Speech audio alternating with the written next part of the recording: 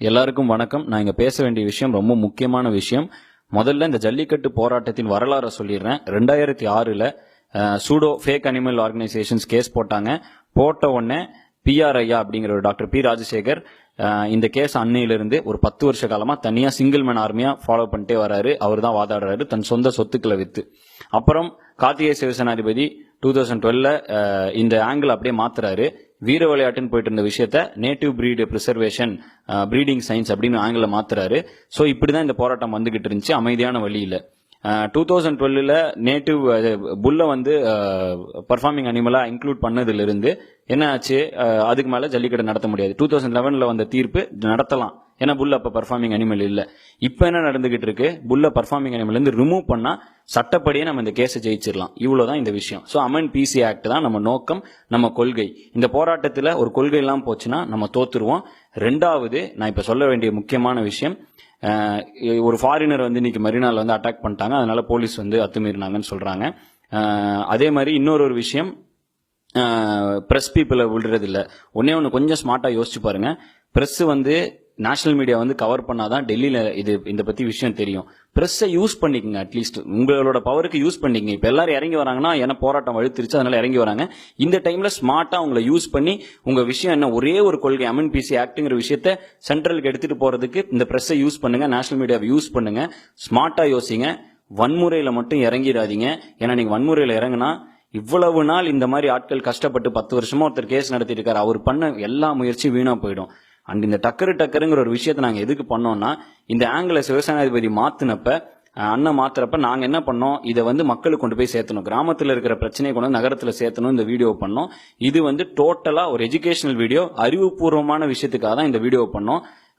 இப்ப திடீர்னு இது நிறைய பேர் உணர்ச்சி வசப்பட்டு நிறைய ஒரு ஆங்கிள் மாறுது. இது உணர்ச்சி வசப்பட வேண்டிய விஷயமே இல்ல. அறிவுபூர்வமா சட்டப்படி இதை சந்திச்சு ஜெயிக்கலாம். எங்கெல்லாம் நீங்க போலீஸ் எதிரியா நினைக்கிறீங்களோ அங்கெல்லாம் என்ன நடக்கும், நீங்க ரோட்டுக்கு வந்தா கண்டிப்பா போலீஸ் அடிப்பாங்க, அது லா அண்ட் ஆர்டர் பிரச்சனை. நீங்க வேற யாரையாவது தாக்குனீங்கன்னா போலீஸ் அடிப்பாங்க, லா அண்ட் ஆர்டர் பிரச்சனை. போலீஸ் நம்மள விடவே கூடாதுன்னு நினைச்சிருந்தா விடவே விட்டுருக்க மாட்டாங்க. இப்ப போலீஸ் நம்ம பாதுகாவலர்களா நம்ம யூஸ் பண்ணிக்கணும். ஏன்னா அவங்களும் பாதுகாப்பு தர ரெடியா இருக்காங்க. சட்டையை கழட்டினா உள்ள இருக்கிறது ஒரு தமிழன் தாங்கிறதையும் புரிஞ்சுக்குங்க. நம்மளுடைய எதிரி யாரு, இந்த கேஸ் எல்லாம் போட்டாங்க பாத்தீங்களா, அந்த ஆட்கள் தான், இந்த ஃபேக் அனிமல் ஆர்கனைசேஷன்ஸ் தான் நம்ம எதிரி. அவங்கள தான் நீங்க டார்கெட் பண்ணுமே தவிர, எவ்வளவுக்கு எவ்வளவு போலீஸை டார்கெட் பண்றோமோ அவ்வளோக்கு அவ்வளோ அவங்க அங்க ஒரு ஏசி ரூம்ல உட்காந்து ஜாலியா இந்த வீடியோ எல்லாம் பார்த்துட்டு இந்த கிளிப்பிங் எல்லாம் பார்த்துட்டு சிரிச்சிட்டு இருப்பாங்க. நாங்க டக்கர் போட்டதும் ஒண்ணுதான், ஒரே விஷயத்துக்காக தான். அலங்காநல்லூர்ல முதல் இந்த போராட்டத்துக்கு நாங்க தான் முதல்ல போய் அதை ஆரம்பிச்சுட்டோம். அதுவும் எதுக்குன்னா, நாங்க எங்க கொள்கையை பதிவு பண்ணதுக்கு தான் போனோம். நானும் பிஆர்ஐயா சேனாதிபதி எதுக்கு போனோம்னா, ஊர் பொதுமக்களுடன் அமைதி ஊர்வலம், எங்களுக்கு அமெண்ட் பிசி ஆக்ட் பண்ணி பர்ஃபார்மிங் இருந்து புல்லை எடு, எங்களுக்கு ஜல்லிக்கட்டு நடக்கணுங்கிறதுக்காக தான் போனோம். அது திடீர்னு அங்கிருந்து வேற ஆங்கிள் அந்த போராட்டம் மாறிச்சு. பிஆர்ஐ எங்களை உடனே கிளம்பு, இது உணர்ச்சி வசமான போராட்டமா மாறிட்டு இருக்குன்னு எங்களை அனுப்பிச்சு விட்டாரு. முடிஞ்சு மெரினாக்கு அதே தான் அட்ரஸ் பண்ண, அமைதியா இருங்க அப்பதான் ஜெயிக்க முடியும்னு. நம்ம இப்ப உணர்ச்சி வசப்பட்டு அறிவுபூர்வமா போராடாம விட்டுட்டோம்னா, ஒரு 10 வருஷ காலமா இந்த மாதிரி ஆட்கள் உண்மையான ஹீரோக்கள் போராடிட்டு இருந்தாங்களா, அவங்களோட எல்லா முயற்சியும் வீணா போயிடும். ஜல்லிக்கட்டு வர்றதுக்கான வாய்ப்பும் இல்லாம போயிடும்.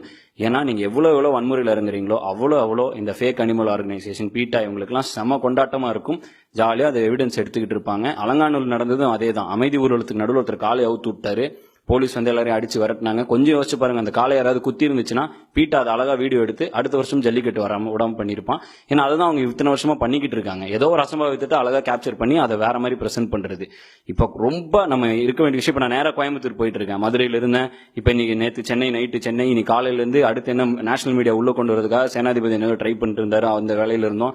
எல்லா வேலையும் விட்டு நீங்களும் எல்லா வேலையும் விட்டு போராடுறீங்க, நாங்களும் எல்லா வேலையும் விட்டு ஏன் இப்படி எல்லாம் போயிட்டு இருக்கோம்னா, எல்லாரும் எஜுகேட் பண்றதுக்கு. இந்த வீடியோ பாத்தீங்கன்னா உங்க பக்கத்துல இருக்கிற நண்பனை எஜுகேட் பண்ணுங்க. நண்பா, நம்ம போராட வேண்டியது உணர்ச்சி வசப்பட வேண்டியது இல்லடா, நம்ம எஜுகேஷனலா நம்ம போராடணும்டா, கொஞ்சம் அறிவுபூர்வமா போராடணும்டா. இந்த விஷயத்தை வச்சு அழகா அமெண்ட் பிசி ஆக்ட்னு ஒரே கொள்கையை வச்சு அப்பதான் இதுக்கு ஒரு நிரந்தர தீர்வு கிடைக்கும். நமக்கு தேவை யாரும் சாவடிக்கிறது இல்ல, நிரந்தரமா ஒரு தீர்வு வேணும், ஜல்லிக்கட்டு வேணும். அதுக்கு let us remove bull from the performing animals அப்படின்னு சொல்லி அமெண்ட் பிசி ஆக்ட்னு சொல்லி ஒரே கொள்கையை ஒரே நோக்கத்தோடு போக்கஸ்டா அமைதியா போராடினா இதுக்கு நிரந்தர தீர்வு கண்டிப்பா உண்டு. எனக்கு புரியுது, எல்லாரும் ஃப்ரஸ்ட்ரேட் ஆகிறோம், நானே ஃப்ரஸ்ட்ரேட் ஆகிட்டு தான் இருக்கேன். இப்ப இங்க இருந்து கோயம்புத்தூர் போற வழியில் ஏதோ தோணும், அந்த மாதிரிலாம் நடக்கும். பட் என்னதான் இருந்தாலும் நம்மளோட நோக்கம் வேணும்னா அமைதியா இருப்போம், அமைதி காப்போம், அறிவுபூர்வமாக போராடுவோம், நிரந்தர முடிவை நோக்கி. ஜல்லிக்கட்டு வேண்டும். நன்றி, வணக்கம்.